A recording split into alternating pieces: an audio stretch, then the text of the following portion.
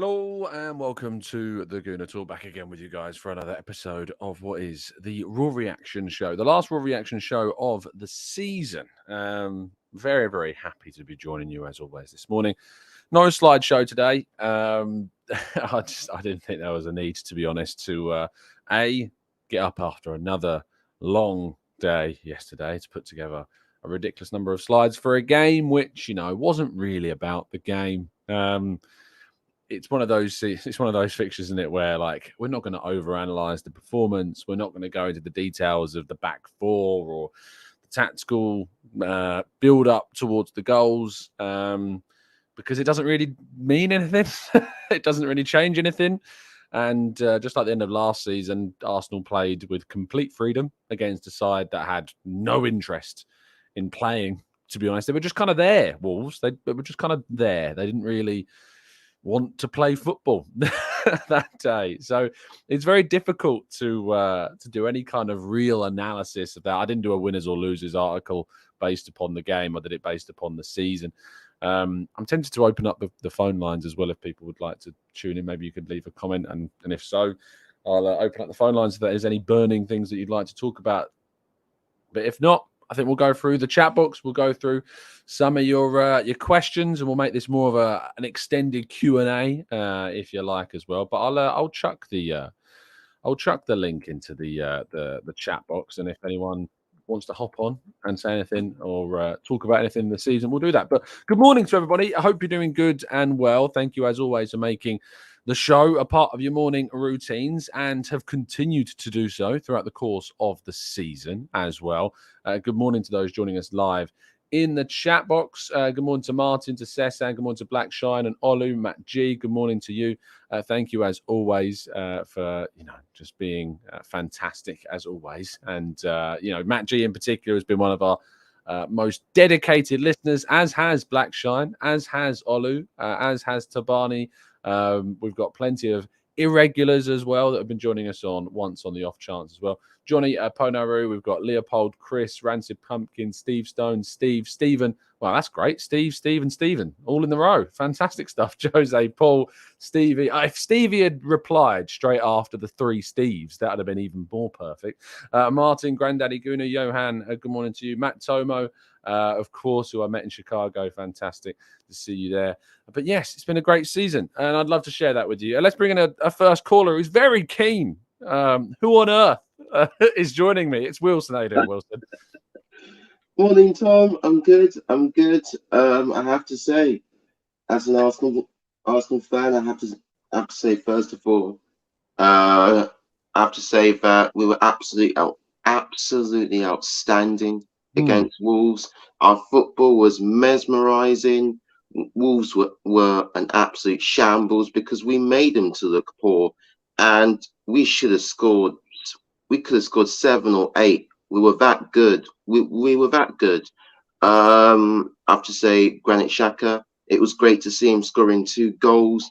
I believe that was the perfect way for him to end his Arsenal career. And other Arsenal players were very good as well. In terms of the season as a whole, I said this before and I say it again. It's been a brilliant season for Arsenal. Brilliant season for Arsenal. And they've given me probably one of the greatest moments I've ever had as an Arsenal fan in my lifetime. There were some great moments, such as the Bournemouth game. Oh my word, I was going absolutely potty, absolutely mad after that game. The Manchester United game, the 2 Tottenham games, the Liverpool game early in the season, and the 2 Chelsea games. Well, everybody absolutely slaps Chelsea up every week, to be honest with you. And yeah, they're just a small club at the bottom of the table now, Chelsea. Like they saw are a in tweet, I shambles. quoted it this morning. They tweeted taking the mick out of Leeds getting relegated. And I That's literally the said that, lowest of the low, Tom. are Chelsea you should be kidding looking me? at themselves, Tom. No.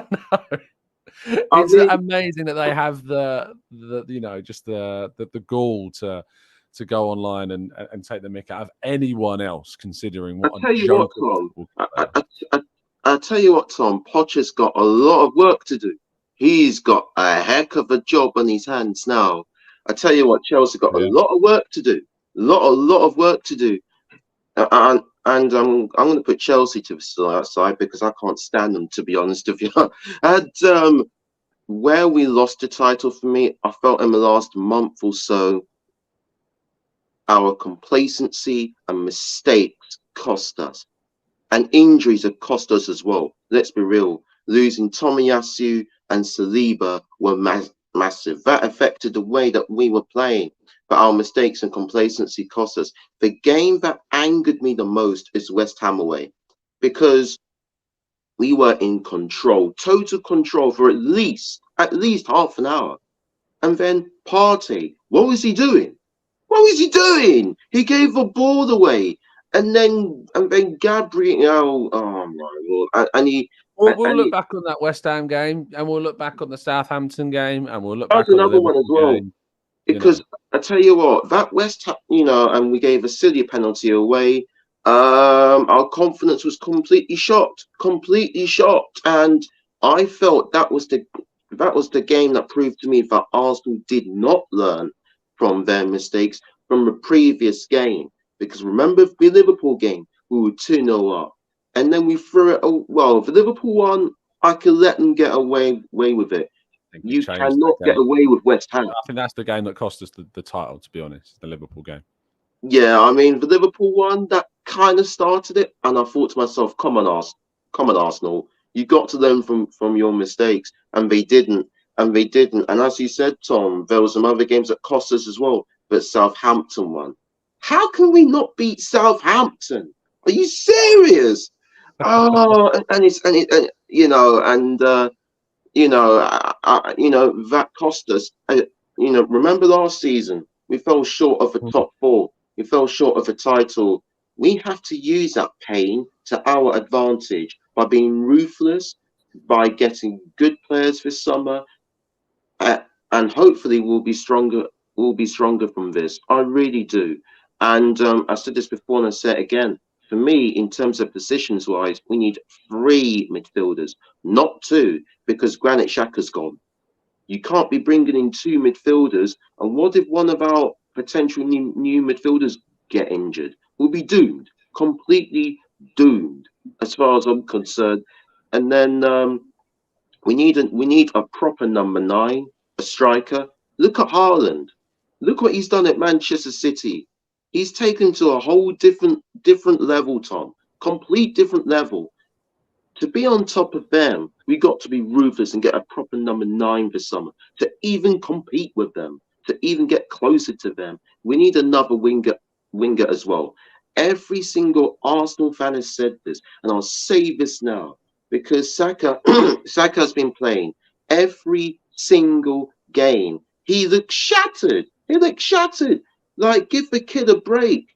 And then we need potentially either another right-sided centre back to potentially cover Saliba, or right back. In fact, I will include a left back as well, because if Tierney goes, we need a left back to cover for Shevchenko as well. We do. Maybe Zinchenko's daughter can get us a couple of goals, because I thought her finishing ability yesterday was fantastic at the Emirates Stadium, you have to say, and that was a nice end to the season. Wilson, thank you so much for jumping on the show and giving me your time this morning. I very much appreciate it. Anytime, Tom. Anytime. See you in a bit, mate. Have a good one. You too. Bye. Much appreciate Wilson for jumping on. I've left a link, by the way, in the chat box if people want to come on. We're going to tackle some of your questions as well. Daniel says, what are the chances that our first game of next season is a Friday night game away at Luton? Almost certainly. We always play first. The last 2 seasons, I think, we've played the first game of the season. I feel as though the team that win the league should be the team that plays the first game. I think that's just the way that it should be. Of course, Manchester United and Man City will play each other in the FA Cup next. I think it's next weekend, and that will decide who plays, of course, in the Community Shield. It'll either be us or Manchester United. If Man United win the FA Cup, they will face Man City in the Community Shield. If Man City win the FA Cup, then we will be the team that face them in the Community Shield. So let's wait and see what indeed does go down. Let's go to Marcus says, how much money is needed for Luton to prepare their press box for not just me, but others? Honestly, I don't know specifically on the press box, but certainly the stadium, there's rumours it's around £12 million that they're going to have to use to upgrade the stadium, which is going to be very much an interesting summer for them to do a lot of work in a very short space of time. Julian says, any news on the Saliba contract? Otherwise, would we now look to sell in the summer? I expect PSG are sniffing around. None at the moment, other than the fact the club continue to be, as we're told, confident, and they're assured that hopefully Saliba will indeed sign that new contract. It was great seeing him serenaded after the game, recognizing how special we believe him to be and how attached we are to him, and hopefully that can be reciprocated with a brand new deal for the player. He's kind of the last one I look at. I know there are some others like Ødegaard, Ben White, we talk about their contracts, and we'll talk about them probably more into next season as well. But talks, as far as I'm aware, regarding Ødegaard are in a good place, and the club are very confident. He's very happy. By the way, he is a very, very class act, Martin Ødegaard. Unfortunately, didn't get to speak in a journalistic capacity to any of the players after the game, which I kind of understand. They've just finished the season, and because of that, they're not going to be in the mindset to come and have a chat with us. But what I was standing with Simon Collins and Sam Dean of the Telegraph as well yesterday, and Ødegaard was about to kind of walk through the mix zone and off into the right-hand side. There's like a room where the players' families are, where they go and see them. And he stopped, he came back, and he shook all of our hands and told us to have a fantastic summer and that thanks for kind of covering us this season. It was a really nice moment, and it just kind of went to show the classy guy that Martin Ødegaard is. And yeah, he's certainly been one of the better players that I've interviewed this season, spoken to this season, and he's been my player of the season as well. And that's why he's on the back of this the best Arsenal shirt of all time. There's been a couple of super chats as well that I've missed. Rudy says it's that time of year again. We're linked with Benzema and William Carvalho. Rudy, I haven't personally seen those links, but I reckon if you dig deep enough into the socials, I reckon if you dig deep enough into the online spheres, you will indeed find someone somewhere telling us that we are linked with Benzema and, of course, with William Carvalho. In fact, let's do a little Google search. William Carvalho, Arsenal. Let's just see if something comes up in the news. The last article I have is on the 21st of November, which actually is my birthday. Team Talk, Arsenal plotting move for experienced La Liga star in bids to add major depth into the midfield. Football Fancast also on the same day. Arsenal have set their sights on Real Betis midfielder Carvalho. I wonder what their source is. I wonder what the source is that's linked. I don't see anything suggesting where the link. Reports from Spain suggest the Portuguese midfielder has them in their sights. The report from Spain is no prizes for this one, but fijajes. The continual linker of any player with Arsenal. It never turns out to be true. Oscar Duarte, thank you so much for the kind donation as well. Hi, Tom, tuning in from LA. Mad person, ridiculous clock in the morning. What do you think about Benjamin Sesko? He's young, tall, very good with dribbling. I think he could be good for number 9 for us. I agree, he's very good. The problem is that he's already agreed to sign for RB Leipzig this summer from Salzburg, so he's actually already agreed a transfer. So sorry to burst your bubble there a bit, Oscar, but he will be a RB Leipzig player for the forthcoming season. So there won't be any opportunity for Arsenal to get hold of Sesko. But he's one to watch this season and see how he gets on in an elite league in Germany. So let's see indeed how he gets on. Pablo says, good morning, Tom from Texas. The Gooners are strong in the Alamo. It was great to meet some. Obviously, I managed to get to the Tollington afterwards and then the swimmers after that as well. And I met a guy called William from Texas. I walked into the pub with Harry. And I just heard this noise from across the pub, which was just, this guy, William, comes over going, love your show, love tuning in at, well, not 8 a.m., but like 2 a.m. or whatever time it is every single morning. And That was a great moment as well. There you go, Oscar. Yeah, I'm sure you wasn't aware, but that's too bad indeed about Sesko. He is indeed going to be moving to RB Leipzig this summer.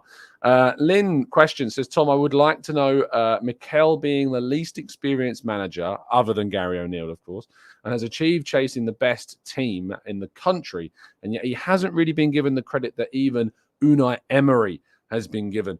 I wouldn't hold your breath, Lynn. To be honest, we as a club don't tend to get all that much credit, if any, to be honest, as a football club, because people don't really like us. We have got probably the most self-critical fan base. I think we've got probably the most critics within our own group. I've never known so many Arsenal fans so desperate to tell others that we bottled it. I put a tweet out the other day saying, I don't think we bottled it, but Borussia Dortmund certainly did. And my goodness, the amount of Arsenal fans that were desperate to tell me that Arsenal bottled it. Oh, I think I said it on the show yesterday as well. I think I said people were desperate to tell me we bottled it. It's so strange. I'm like, I defend your club, guys.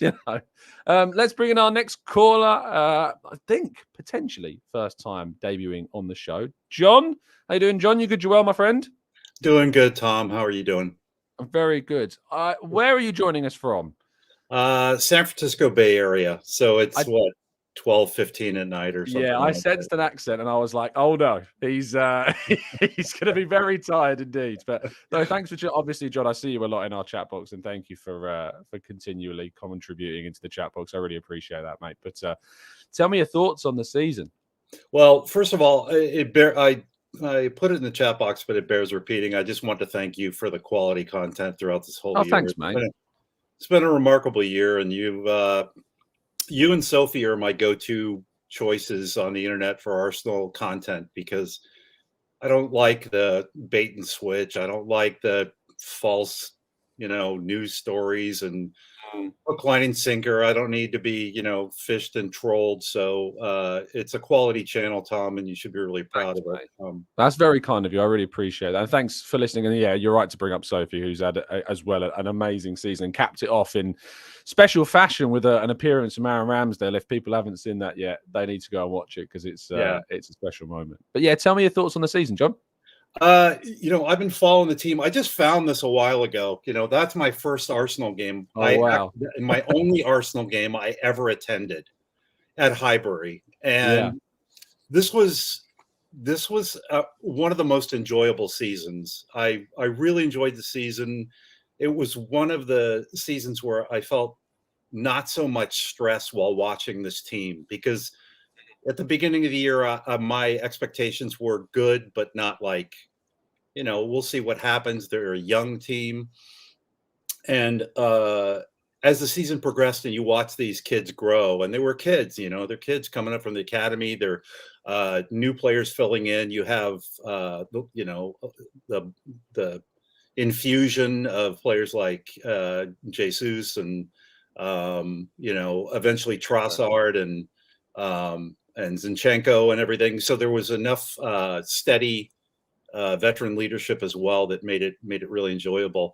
And I kept waiting for the wave to break, and it kept going and going. And everybody was, I listened to every once in a while you listen to critics, and they're just waiting for Arsenal to pancake, and it eventually happened. But honestly, I really needed today's game to remind me again how much fun this team is and what this season has been like. And I kind of am removing sort of the poison of the last few weeks from the bloodstream, and just thinking that we have a lot to look forward to with this team. So it's been an enjoyable ride all around. Yeah, it's been, as I put in the title, it's a season that I won't forget. And I think that there's been, Alan Wilson said as well, there's been probably the best, a lot for the younger fans as well, that, have not experienced, titles all that regularly. And it was, for some, I think, consciously their first title race. Obviously for plenty it wasn't. And maybe that's where the disparaging kind of views abound, whether it was a successful season or not, maybe come from, because, your experiences of what Arsenal are and the context of that are also always going to have an impact on that. But where do you think we need to go now, John? I mean, this. I think a lot of us would agree this has been a surprise. Most of us didn't think we would challenge for the title this season, and but then you can't then use that to then say that we can't. There's no excuse not do it again, because we should be trying to progress. You always have to look to try and move forward. So, what do you think has to happen for us to move in that direction? Well, I sort of, the cliche of trust the process, but I actually do feel pretty confident in the fact that Edu can line up what needs to be filled in, and I have confidence that Arteta can make that work in the lineup. Depth to me was the biggest issue for the year, and when Saliba was sort of the first domino to fall, we got through the Jesus domino that everybody said that would lead to our downfall, and we made it through. But when Saliba went out, we realized how, we have 4 solid backline players and then a capable fill-in. And I think that you need a little bit more than that in the back.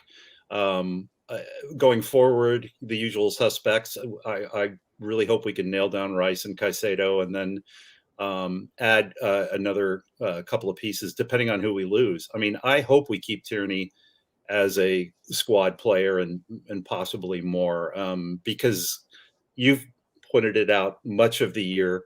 You can't look at these players now and say, we don't need him anymore, blah, blah, blah. Remember when Tierney came in, he was going to be like the great hope of the back.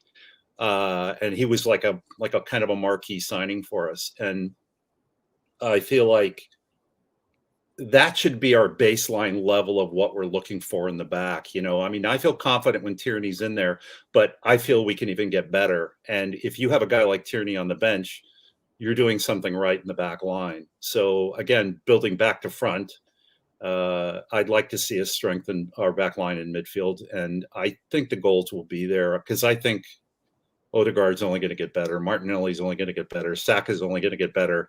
Trossard is pretty much peak right now, and he's good for a few years. So I like where we are. Yeah, he went down the brave route of making himself look older, Trossard. So with his dyed grey hair yesterday, which certainly stood out as a confusing aspect of the game. It's always funny to me when the players do something different for the final day, because I'm like, surely you want to do it with like several games left of the season to really show it off. But no, just the one game. He revealed his new kit. His new hair. Exactly. Yeah, exactly. But you can't buy Trossard's, hair. Right? Yeah. So it's less commercialized, that. But maybe an I Adidas agree. logo on the side. Yeah, absolutely. If Tierney is on our bench, I think that's a great point, that we are doing something right. We're moving in the direction where competitive Premier League top level players aren't able to get into the team.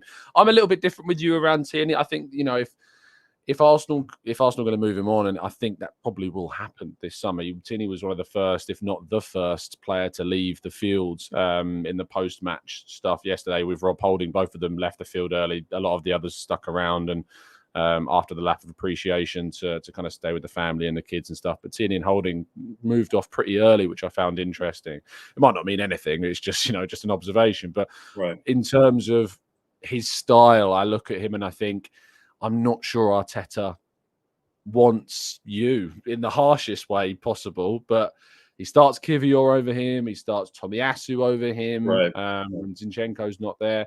And I absolutely agree with you in the sense that if you've got a player of that caliber not starting, it's a good thing, because it means you've got a player of even higher caliber ahead of them.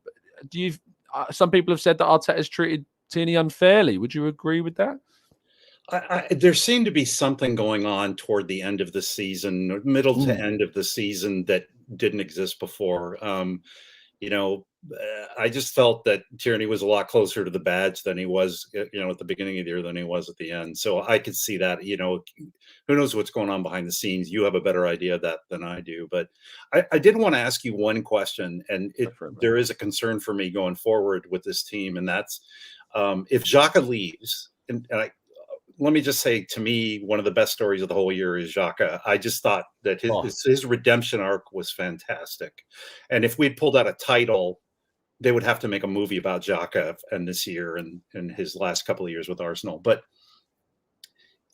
he has a kind of, as even at the worst times, he always had, everybody in the team seemed to have his back. Like, they love this guy.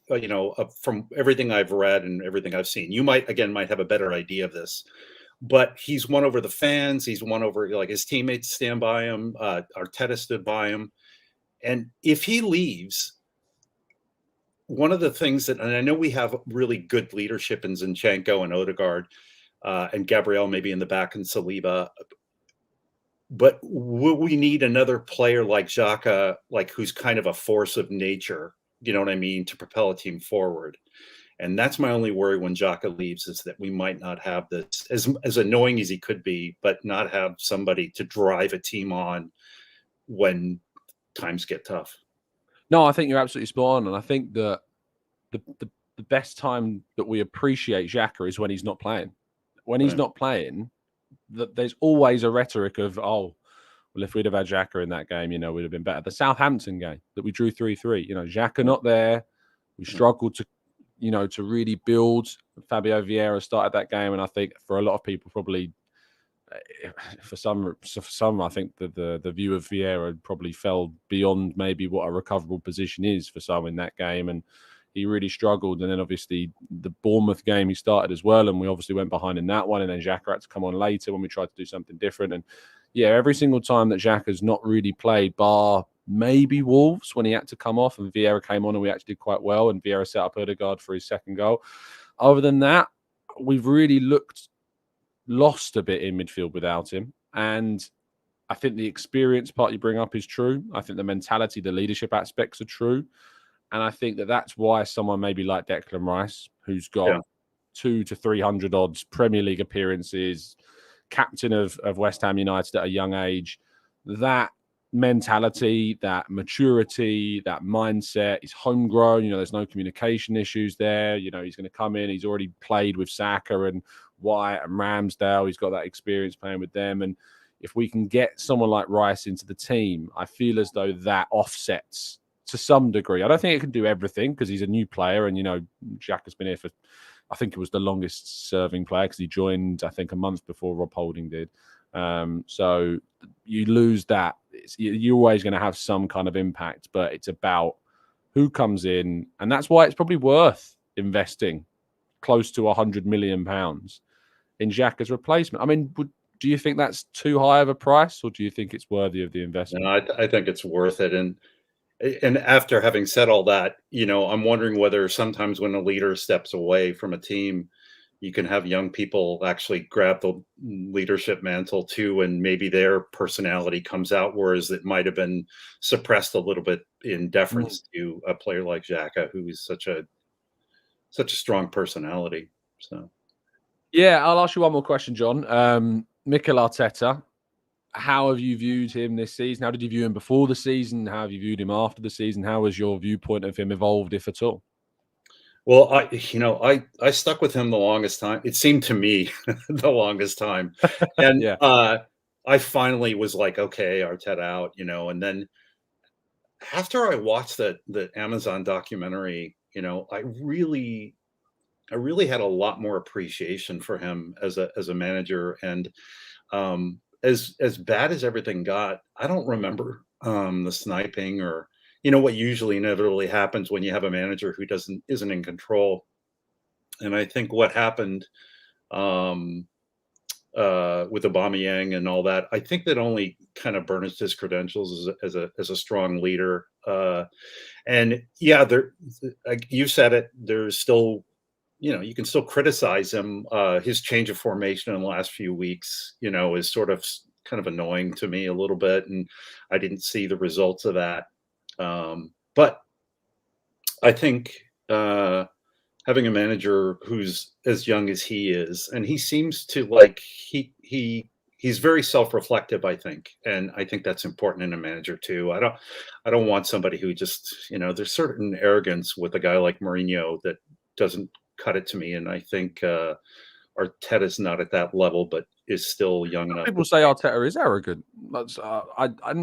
Sometimes I think there is some credibility to those claims sometimes, but I also think that arrogance as a word is often misused, especially in sport or any competitive fields. I think arrogance can sometimes be misconstrued for what is actually overconfidence. And I think, Thierry Henry is one of the most arrogant men on the planet. And yet he was able to be one of the best strikers in the world because of that arrogance. Yeah. And I think it's a quality that maybe people in this industry need. And if we're complaining that someone's arrogant, yes, there might be some drawbacks to it, but I also guarantee you there's a lot more pluses because of it. Yeah. And I think if everybody sees that kind of overbrimming confidence, it can give you a little bit more self-belief that you're being led by somebody who truly believes in what he's saying, as opposed to, some hesitancy or I'm not sure or whatever. And that's where you see teams flail a little bit when they feel like maybe it's a lot of talk. I think we saw that a lot from the Spurs, who didn't believe in their managers and haven't believed in their managers for a while. So, yeah. And where they will go next season, we will await with revel. I look forward to part of the joy of this year is where Spurs and Chelsea have finished. So yeah, that was good. Yeah, I've got a fair few Spurs fans that are friends reluctantly that I look forward to asking why they're not playing in midweek, and the same goes for Chelsea. I look forward to that. Giving. Yeah, indeed. John, thank you so much for jumping on the show. I really appreciate it. Thanks, Tom. Appreciate it. No worries. Thank you so much. Massive thank you to John for coming on. We're going to go into the chat box and tackle some more of your questions now as well. Let's jump in and we'll be live a bit longer. I have left a link, by the way. I've continued to pepper the chat. I understand that it's either very early in the morning here in the UK on what is a work day. I think it's a work day. Is it bank holiday? I lose track of when bank holidays are. But also it's very late over in the US. So it is, I know, the worst time to do phone-ins. But much appreciate Wilson and John already for jumping on. But I have left and I'm continuing to leave links in the chat box. So if you'd like to jump on, the links are there. Let's go to Aaron says, will we see Josh Kroenke's ambition for Arsenal now we are back on the Champions League? We've lowered the wage budget significantly and the second best team in England. What an interesting summer window. Not only have we lowered the wage bill, but obviously we've got more still to shave off of it because Pepe can go, Cedric can go, Holding can go, Tierney can go, Balogun can go. I'd move on Nketiah if I had the chance to. Maitland-Niles is going to move on at the end of the season. Yes, we've increased Saka's wage. Yes, we're probably going to increase Nelson's wage. There is going to be those aspects as well. But I think that there's more still to there's more. I think I've forgotten. Austin Trusty still can go. I think there's a goalkeeper or two that could move on from a youth aspect. So there's going to be more. I think there's going to be greater openness for investment in both the wage side of things and also the budget. But on the Kroenkes, Josh was there yesterday. I saw Josh after the game. He was walking through the mix zone with Edu. Edu came and again shook our hands, and he's a very, very open person to speak with. I remember speaking with him at length after the Newcastle game on the pitch, talking a bit about Jakub Kiwior, and they're very happy with how things are going and that Arsenal are progressing and they're moving in that direction, and the investments that the club have made have gone really well. So I'm looking forward to seeing what we do in the summer. It's going to be a summer to scrutinise. And Edu in particular has got to improve the way in which we sell players. We've got to get more money in for the players that we move on. And we've got to be aggressive in trying to get our primary targets. And that will be the expectation from me. And we talk about the difference between what expectation and aims are in regards to what a season expectation is. And for me, next season, it's a challenge again.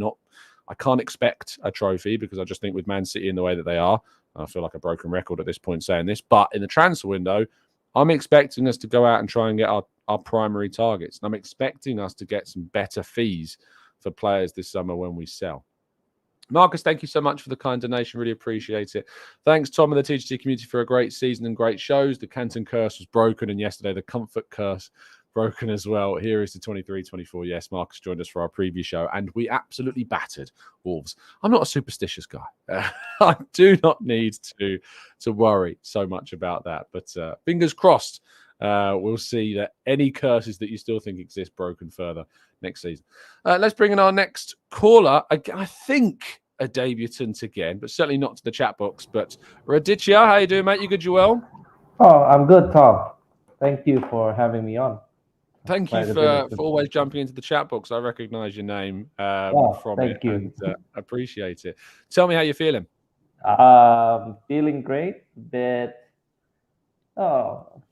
you do feel a bit sad about how the season played out, but overall, there's positivity from my end.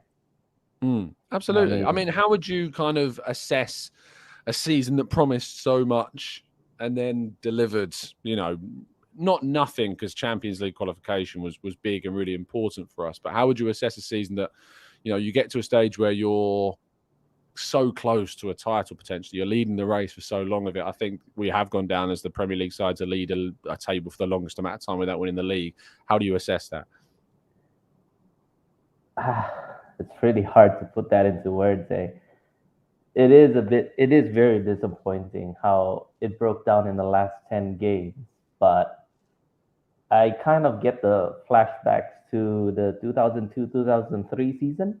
That was literally the first season I followed Arsenal as a fan. And I think it was around the same amount of games. I think the pinnacle one was the Bolton game where we drew 2-2 with Bolton, and then that just gave Manchester United the catalyst to run away with the season that year. But well, you can see what happened the following year. So there's hope for that. And it does depend on how we perform in the summer transfer window. I always joke around with my colleagues here in the office saying that, well, you never know what can happen. And I think it's just the right time where we should try to shop around a bit more compared to what happened in 2003, 2004. I think we didn't really invest that much in the squad, but I think this time around we should really give it a big swing. Yeah, I'm trying now thinking back what we did during that season. Jens Lehmann came in that was the only one. 0304. That was the only one. I think other than that, it was Kolo Toure. It was a 500,000 Kolo pound Toure move for him. joined in. Let me find this, because in that 0304, I've got it here. So we signed Gael Clichy from Cannes, I guess. Jens Lehmann came in, and then Philip Senderos also came in. Came in the winter. In the winter, we signed Jose Antonio Reyes, came in during that January window, but Kolo Toure was signed in 0102, so 2 years prior. Do you remember the famous story of the trial that Kolo Toure had, where he took out that kind of started Henri coming out. Wenger? So after hearing that, I was like, that worked out very great, though. I was ashamed though. His summer we only signed one player, and we went on to be invincible. But it's a very different, environment and situation now. Who is it that you're looking for us to go out and try and sign this summer? Oh, with everything going on with Declan Rice, I do really hope that we do get him on board. I mean, I am biased towards having an English core. I'm from Indonesia, so I can't say so much about which nationality would I prefer having in the team, but I have this inclination to hold on to the old principles where Wenger was always trying to hunt in the bargain bin. It has that bigger, how would you say it, like a sense of achievement that, oh look, we were able to find these stars like Martinelli, for instance. Yeah, recent one would be Martinelli, but I do understand that as time has moved on, it's not as feasible for a club of Arsenal stature to maintain that kind of idealism so fist tight, I would say. So I kind of changed my principles on that. But yeah, I still really do. I don't really enjoy the fact that we have to go and spend 3 digits, 3 first digits on a single player. So it is what it is. So if West Ham said we want 100 million for Rice, you're going to say, sorry, but I'll go get someone else for less. It would be hard to say no. I mean, I understand sometimes you have to play with what the market gives you, but hopefully Edu can do a good job in wheeling and dealing for us. There's always a hope. I mean, it's been a few seasons. He's bound to improve on his negotiation skill, hopefully.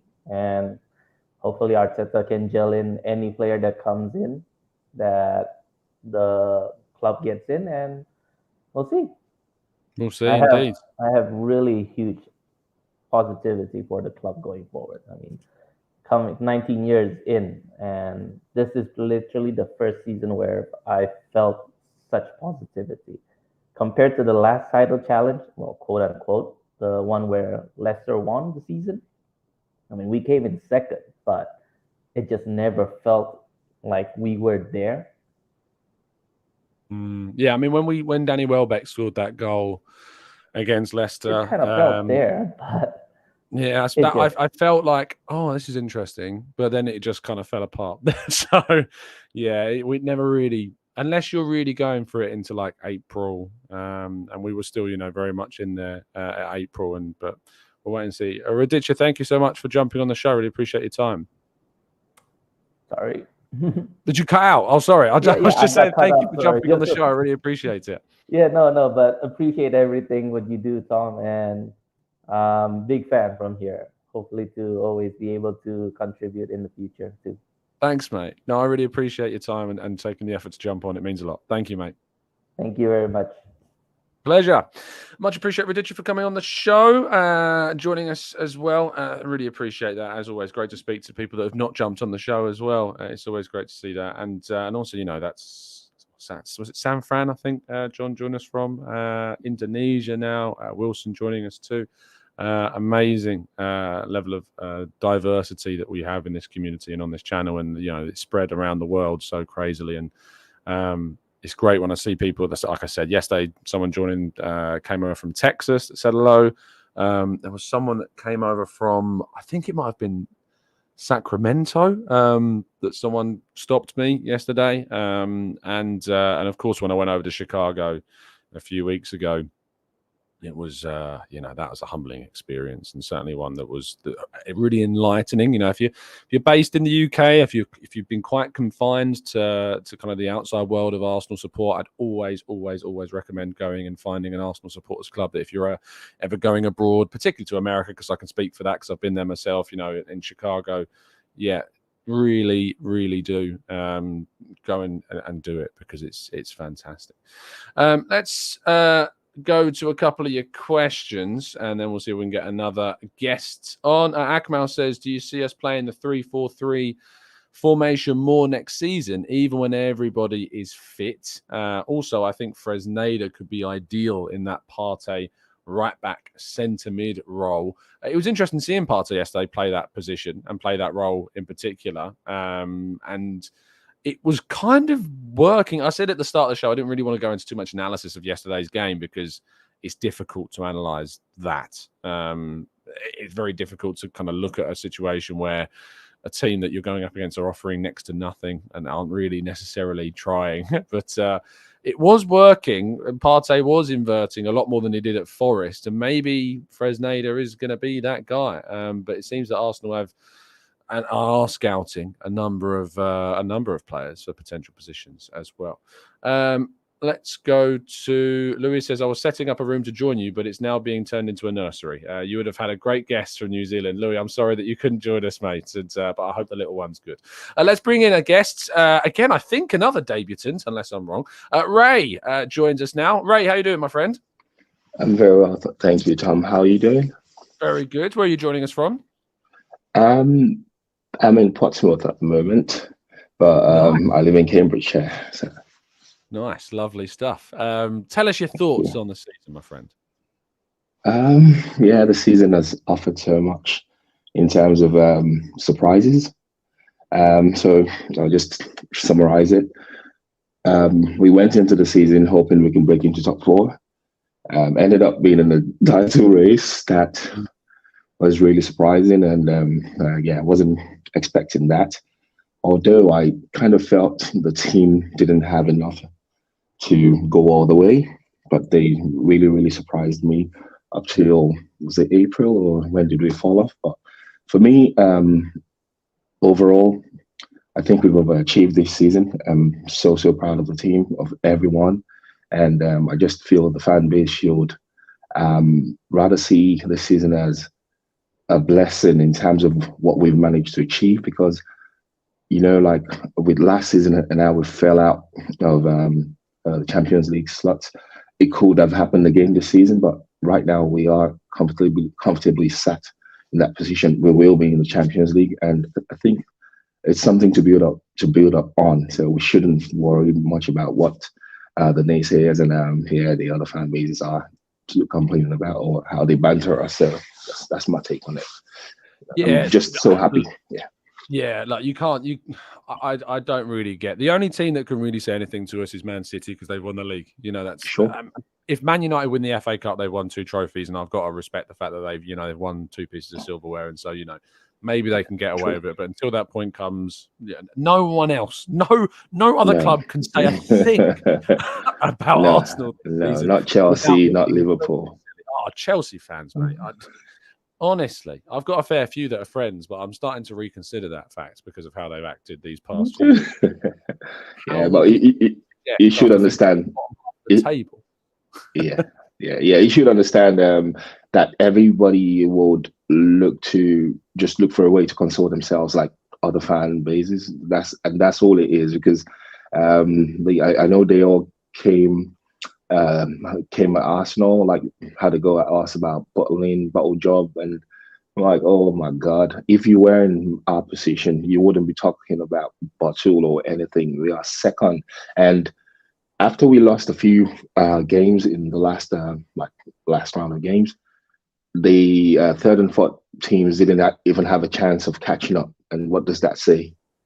Just tells you how well we've done this season. So for me, come on. They can say whatever they want to say.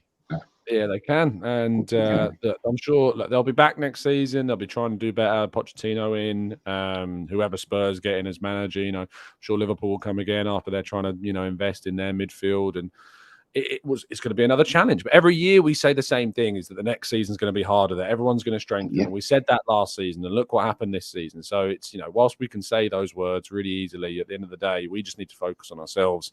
We need to strengthen ourselves, get in the right players, and get to a level where we can better compete with City. Are you confident that will happen? Are you excited for the summer window, or are you nervous for the summer window, or both? Okay, so I am nervous, if I'm being honest, and I'll tell you why I'm nervous. So, like with Arsenal, we've talked about the process. So the fact that we've made Champions League, I would have wanted us to go all out and strengthen in all areas. Like I would expect the Cronkies to put a lot of money in, or to invest a lot and get us to that level whereby we can actually compete for real, not like buying 1 or 2, and that's what I'm saying. Like, because they say it's a process, that's why I'm a bit nervous. They might just say, "Yeah, let's get a Declan Rice and get someone else," but I really don't want that. I really want us to go all out. Caicedo, I've been looking at. I think he's the next Kante as far as I'm concerned. I think any club that lands that guy, I've got a gem. So I think if we get Caicedo, I want. I don't want one or the other. I want one and the other. So Rice, Caicedo, plus more. I really want us to be aggressive in the transfer market, go all out, get the best players we can get, add them to the team, and then go again. In Champions League, we shouldn't just be participants. We should compete effectively. That's my take on that. Ray, thank you so much for your answers and your time this morning, and for jumping on. I really appreciate it. You're most welcome. One more thing, Tom, before I go. So I'd just like to thank you for all your hard work, and you're my go-to 8 a.m.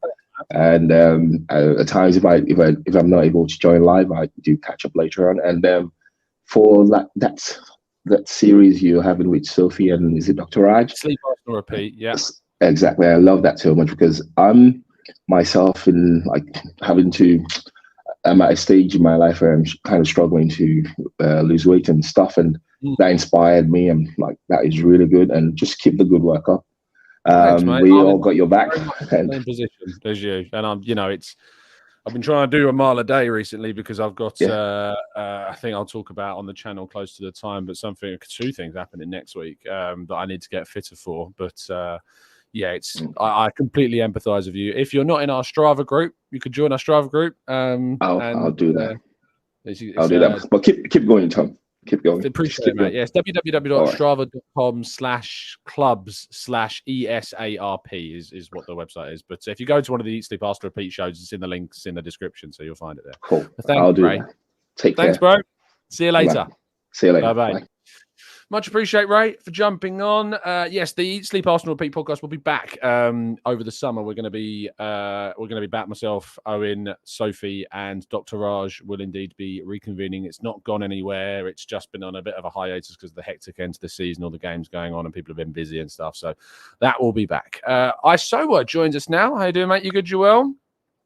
I'm good, Tom. How are you? Everything's well? Yeah, very good, my friend. Very good. How are you feeling after this season? It's overall it is 7 out of 10 season. I would give it a rating out of 7 out of 10.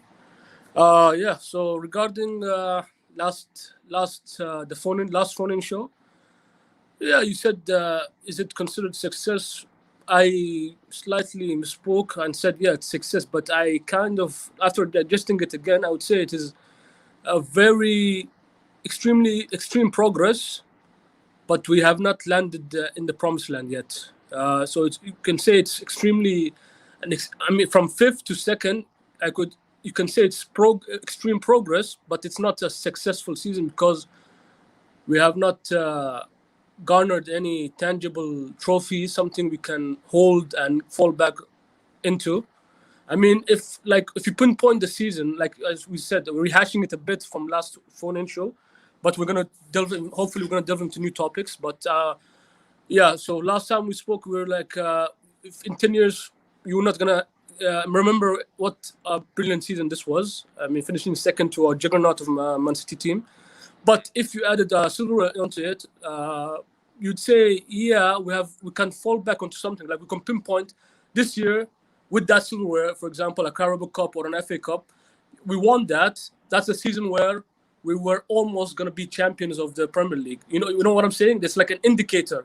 Like, oh, we won something, but not the main prize. We came out of something with it. You understand me? You get what I'm saying?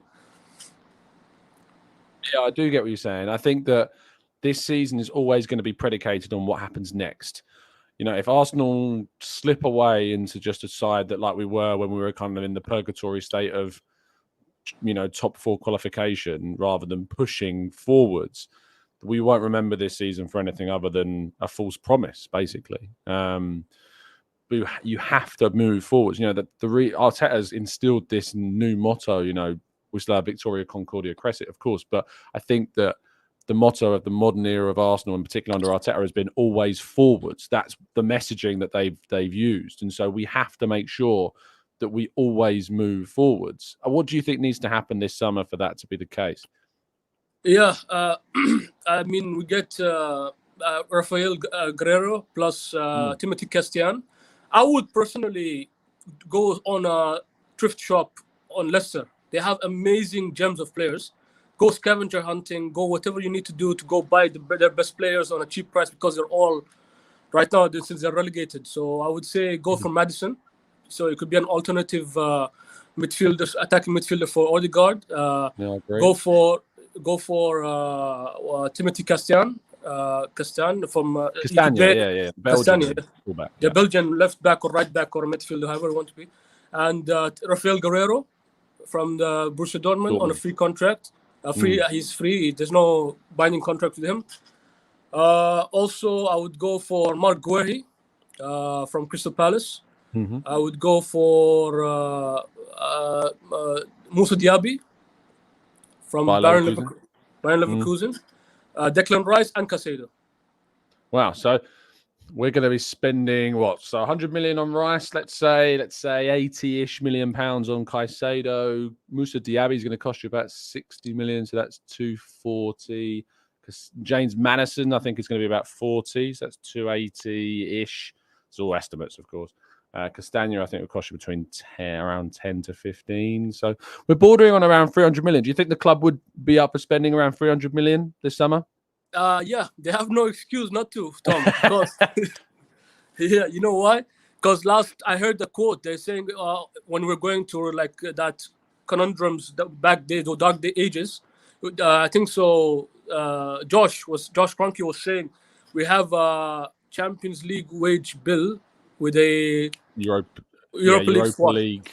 Yeah. We're playing in the Yes. Europa League with the Champions League wage bill, yeah. Yeah, we're playing in the Europa League with the Champions League. Now it's the opposite. So I put your money where your mouth is. We're in the Champions League. We have a Europa League squad. So yeah, it's time for you to move and act. And plus, let's not forget, we have players with assets right now that we can sell, like before. We have Tierney, we have Emil Smith-Rowe, we have Nketiah, we have Balogun. We have a couple of players that are young, up and coming, that are very good. Like similar models that we've done with Iwobi, Oxlade-Chamberlain, and Willock. We can sell those players with an inflated, price, like 40, 50 million. We can offset you say maybe 300 million estimates, rough estimate. We could, with the players that we sell, we could lower that wage bill, that price tag to maybe 200, 250 maybe. Depending on how shrewdly we buy players.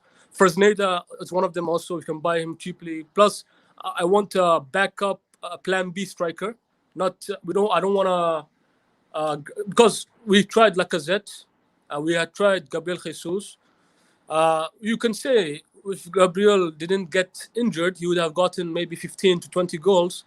But seeing him beginning of the season till the end of the season and the gap between the breaks of the injury, I don't see him as a natural born scorer. I see him as a winger, masquerading as a striker. But if we can get a person who's ruthless in goal, that's just in the box, like Nketiah, but times 10, that we can buy shrewdly in a cheap market in Italy. Maybe they were talking about Sanabria. There was links to Sanabria in Torino. Maybe somewhere like that. Somebody that's unknown but can provide a great utility for Arsenal in terms that we're getting, the ball is not moving around and it's going to be tough to break down the opposition teams in the lower leagues, in the lower table. So I would go for a prime B striker too. So maybe 7 to 6 players I would add in recruitment. There's a lot. I think I don't disagree with you around the 300 million, by the way. I don't think that's fancy. I know some people in the chat box have said that, use words like we're not an oil team and stuff. But at the end of the day, in the market that you're at right now in 2023, and I think I agree with you with the numbers that in terms of sales, when you think about Balogun, you think about Tierney, you think about Pepe, you think about Holding. There's others, Truster, you can get some money for. I think, we should be getting some money for players. And I think that should offset, a certain amount. So a £300 million sum might seem a fantasy world in terms of how much we invest. But for me, I think that £300 million is probably the maximum in terms of reasonable investment of what I would be looking to. If you want to talk about like 400s, 500s, just like Chelsea would do, it's not going to happen. But 300 million, I don't necessarily see as a hyperbolic level of investment, because I think if you want Rice and Caicedo, that's going to take you close to 200 million anyway. And I think that we still need to add at least 3. I'm looking at minimum of 5 additions, and those 5 additions have to be of a level that competes with what we've got. And I think there are clever moves you can do. I think Guerrero, I agree with you, is a good move to make. So to add that replacement for Tierney, you make 30, 40 million pounds on Tierney. You bring in a player on a free that can, give the same level of quality, but also maybe greater suitability to what Arteta wants from that position. I think that you can then... I wouldn't bring in a winger personally. I think Jesus can do that role, like you say, and I'd bring in a centre forwards. I'd invest on a centre forward. And then if you keep Nelson, you've got Jesus, then you've got the options on the left of Martinelli, Smith-Rowe, potentially Nelson still, of course, on that left-hand side, and Trossard. On the right, you've then got Saka, Jesus, and Nelson that can play on the right. And then I think you invest in a striker that can give you the option up top and give you some variability in that area. I agree with James Maddison. I think that it's right the club want to bring in a creative player. Mason Mount seemed to be the initial one they were looking for. He looks like he's going to go to Manchester United.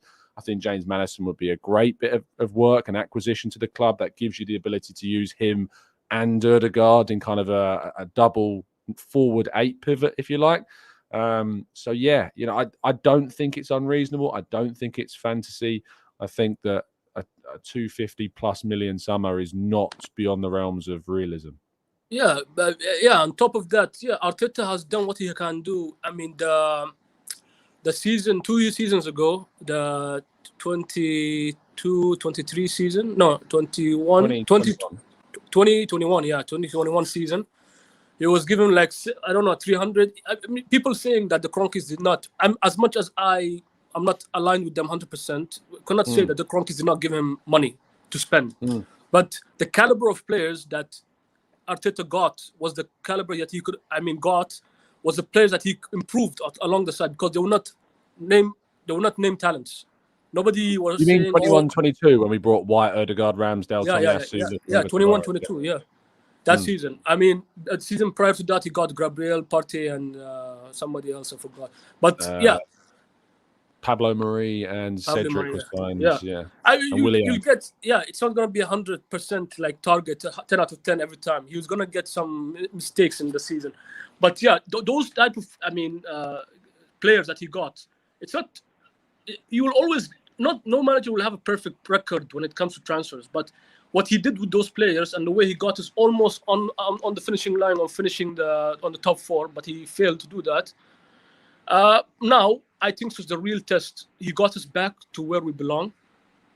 Now it's about just supplying him with actual players that 5 other teams are looking out for. Like, all right, Declan Rice, there's no right that Arsenal should be picking Declan Rice out of West Ham in the language. Those are things that in the past 20 years I've been supporting Arsenal. Those are things that Manchester United used to do, Chelsea used to do. Arsenal were not in the conversation when it comes to name talents, emerging talents like Michael Carrick from Tottenham to Manchester United, Berbatov from Tottenham to Manchester.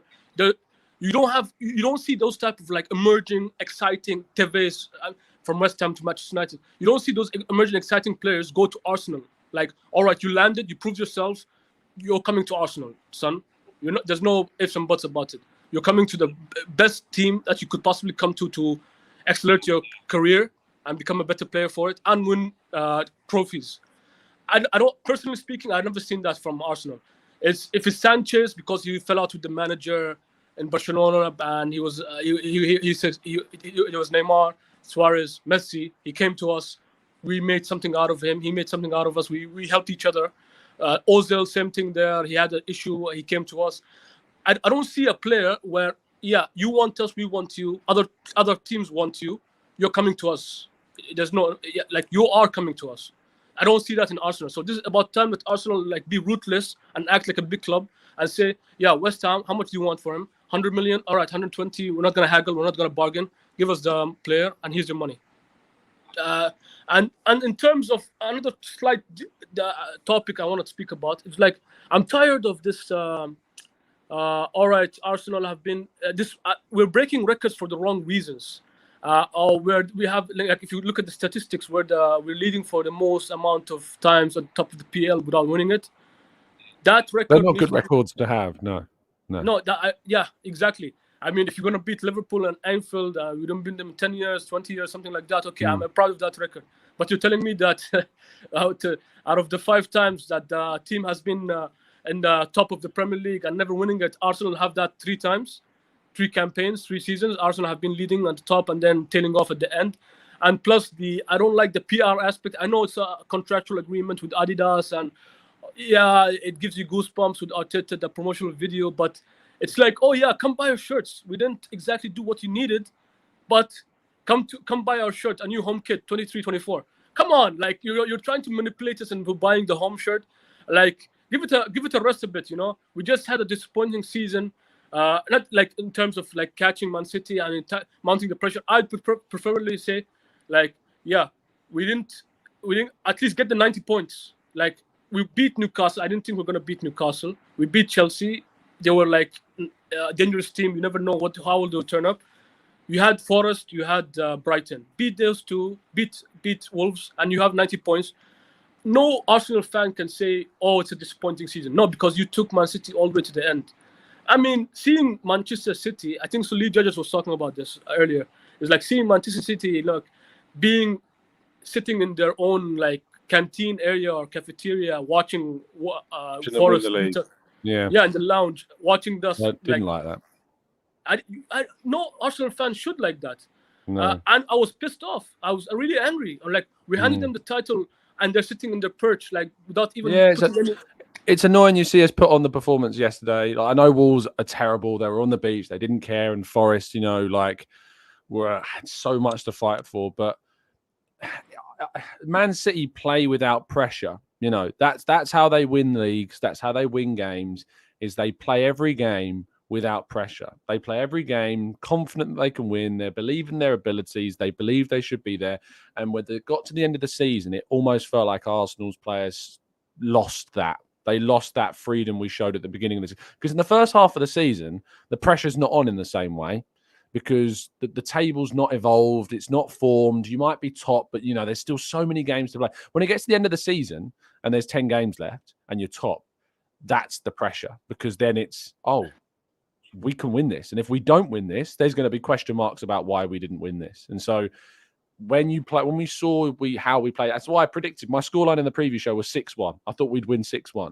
We won 5. We still won by 5 goals because I just thought that we would win playing so without fear and pressure and with ease. And yes, Wolves are terrible, but at the end of the day, we need that confidence. We need that freedom in our play. And I hope that we start the season again like that, but it will come down to the measure of whether we do that again at the end of next season. Last comment, and then we got to wrap up.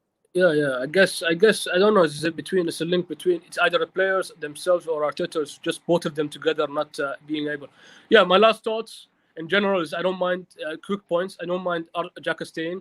It's been 7 years. He came to the club right after we fell out of the Champions League. He got us back to the Champions League. I don't see the problem of him being a bench option. Like if we get Rice and Caicedo, he will add more depth into the squad. Why stay for 7.5 years and play for 5.5 years? No Europa League, and then your best season. 7 years no Europa League, no Champions League, but for 5 years and a half, we didn't get anything of you. The last year and a half, you've been brilliant. So why don't you just stay? Maybe once more time. I don't know. Arteta, I'm beginning to question his ability to motivate the players and avoid capitulation. I have problems with that. This is 2 seasons in a row where he has not exceeded. Sailed the ship right to the end, and that's it. Yeah. I think there is a fair question mark about the mindset, the motivation of the team in those moments. I still very much look at the injury as the primary factor in what ultimately derailed the momentum of the season. And I think there are moments I'll look back to, be that the Brentford VAR controversy, be it Saka's missed penalty, be it the mistake by Arteta at Liverpool with the substitutions, and then obviously what could have been if Martinelli had got that ball successfully to Saka. There are moments I'll look to, but 2 seasons is enough for a trend for me. If next season we see another end-of-year capitulation, I'll jump on the train with you, Isaiah, and start saying, this is happening too regularly for me to, for there to be any other reason to question it. It can't happen again. Yeah. So, one last thing. I'm going to ask you a question. Is Arteta better than Eddie Howe and Eric Ten Hag, or is Arteta better? You think so? Yeah, I do. I'm not all the way there, because if you look at it, Eddie Howe in this season and a half has managed to turn a Newcastle team that was languishing in the relegation area to Champions League football. Eric Ten Hag has been, although they had like big money signings before, but that's, as we said before, they mismanaged those signings, Falcao, Di Maria, all those bad, terrible signings. But he's managed to get those players. Some of them actually we were linked with also, like Martinez and other people, to Carabao Cup in his first season, top 4 finish, and a possible FA Cup. So in his first season. So Arteta got an FA Cup in his first and a half season. Yeah, first season maybe. He took a broken Unai Emery wrecked side to an FA Cup trophy. Yeah, that in those 6 months. I do think he's up there with them and arguably better. The reason why, as I think that Newcastle they're not just a side that has spent money. They've spent money really smartly. They've recruited people into positions at executive level that's clever. They're the antithesis of Chelsea. And they're looking more like the Man City that made so many really good choices regarding recruitment and regarding the people that are making the decisions at the club, and they're doing that themselves. Eddie Howe is a good coach. He's improved Joel Linton, he's improved Joe Willock, he's improved Callum Wilson, he's improved Kieran Trippier, Dan Burn, Fabian Schär. He's improved players. They've invested really well. They've brought in some, I would consider Bruno Guimaraes a world-class central midfielder. They've brought in Alexander Isak, who looks like a level to be potentially a world-class striker. You know, Sven Botman looks like potentially a world-class centre-back, you know, and could become that player. They've made some really good signings. This season, getting into the Champions League is, for me, one of the easiest seasons if you're in a top four race to do it, because of the way that Liverpool have been and because of the way that Chelsea have been. And the difference between that and Arsenal is that Arsenal weren't in a race for the Champions League.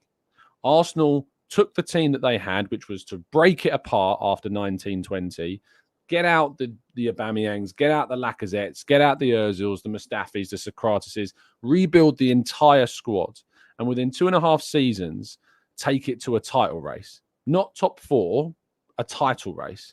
And we only fell out of that title race this season because we lost, in my view, the best young centre-back in the world, and then the player behind him that could have offered us the ability to use White at right centre-back. And not only that, but obviously we lost certain players like Xhaka in the Southampton game. We had some horrible bouts of misfortune in terms of the penalty miss, in terms of the VAR incident against Brentford. And ultimately, we weren't quite there because we don't have a 90-plus squad. Well, I think we have a 90-plus starting 11, but we don't have a 90-plus squad. And I think Arteta's maximised as much as he feasibly could everything that's been available to him this season, besides some of the substitutions in games. That's the area of his game that he needs to be better at. But we've gone to Newcastle and beaten Eddie Howe's not beaten Arteta this season.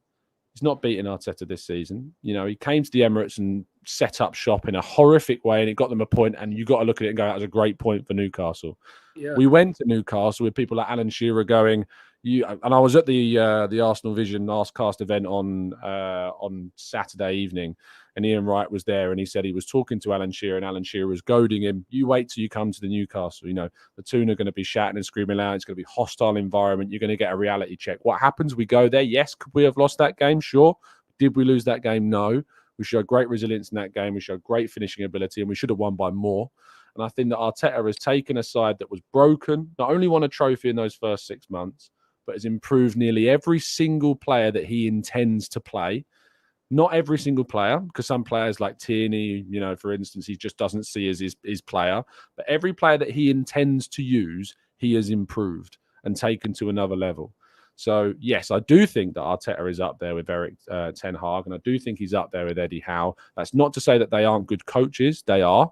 But I do think that Arteta has done a great job in putting them and Arsenal up there, not just into a top four race, but into a title race this season. That had we have had the resources that we needed all the way through, who knows what could have happened. But yeah, I do think he's up there with them. Yeah, you could. Yeah, that's a fair reply and argument to make. I guess I'll also back Arteta till the next season and see what he makes of. Like now, it's do or die. It's like all or nothing. All right, so there's no point of him not achieving stuff. It's been like, how long has an FA Cup kind give you time and credit? You know, I mean that FA Cup has, yeah. We have to progress. We have to keep moving forward. As I've always said. It's enough. That FA Cup has given you those eight finishes. I feel like those are free hits for the FA Cup that he won us. Right now, to build the squad, to rebuild the squad, to gut the squad, to reconstruct the squad, as you have mentioned. But now, if the Cronkies give him, like, say, 300, as you mentioned earlier, and give him all the players that he needs, and there's no reason we cannot fight on all four fronts, all the cups. I mean, we need to, now we have like a skinny cow, we need to make that cow fat. We need to make that cow drink milk, you know? We've trimmed enough, Tom. I mean, that cow is like begging for his life. Give me some milk or something. Give me grass or anything. Hold on. Cows drink water, mate. No. I mean, grass. They drink. I mean, eat grass too. Cows make milk. No. Cows eat grass and drink water. Yeah. And they make milk. Yeah. Yeah, they make milk. Yeah. I mean, come on. Just human condition. I knew what you meant. I've seen the meme online of the guy. I can't remember. He answers the question like, "What do cows drink? Water or milk?" And he's like, "Milk." And it's like, "You idiot!" Like, I've seen it before. It's great. Yeah. So, Baby so we cows didn't. drink milk, to be fair. You know, calves drink milk. There you go. Yeah, maybe I'll try it one day. Maybe make it drink milk and see what's the result of it. Yeah. So I yeah, loved the analogy. I absolutely understood where the analogy was going. I just love how flawed it was because of the replacement of milk and water. That was brilliant. But no, I absolutely got what you were saying. Next season for me, we have to progress. We have to move into a situation where we're getting closer. If you look at the season that Liverpool won the league, they were knocked out of the FA Cup in the 5th round. They were knocked out in the Champions League in the last 16. They were knocked out of the League Cup in the quarterfinals. They were knocked out relatively early on for a club like Liverpool in those cup competitions, but they won the league. And if you want to win the league against Man City, your cup competitions are probably going to suffer, you know, and that's just the case. I hope that we can go further in those cups than we have done. I hope that we can go far in the Champions League, and I hope that we can get closer to Manchester City. Who knows? Maybe win it, but get closer to Manchester City next season. It's got to be about progress. And I think that's what we agree on, is that we have to move forwards. So fingers crossed we do that. So thank you so much, mate, for your time and jumping on, for your analogies that gave me a good smile this morning as well. We'll speak soon. Okay, thank you. Thank you, mate. Speak to you soon. Fantastic stuff. You learn something new every day. We will soon be back, of course, with some more content for you guys. Later on today, in fact, I'll be doing a tactical break. The first tactical breakdown of the summer transfer window will be today. We'll be doing a deep dive on Sacha Boey, the young French fullback that plays for Galatasaray. So I look forward to that. Really appreciate it. All of your support, all of everything that you've given to us this season, and we are not going anywhere. Tomorrow, 8 a.m., I'll be back with the Arsenal transfer show. That'll be back. There won't be a show on Wednesday morning because something special is quite happening, which hopefully I can produce some video content about. But very much looking forward to it. I'll be able to tell you more about that once and when it happens. But thank you ever so much, everybody that's tuned in over the course of the season. I hope you've enjoyed this slightly longer morning Raw Reaction phone-in show. But thank you for listening, and I will see you again later this afternoon for the first tactical breakdown of the summer transfer window. See you soon. Have a fantastic day, and as always, up the Arsenal.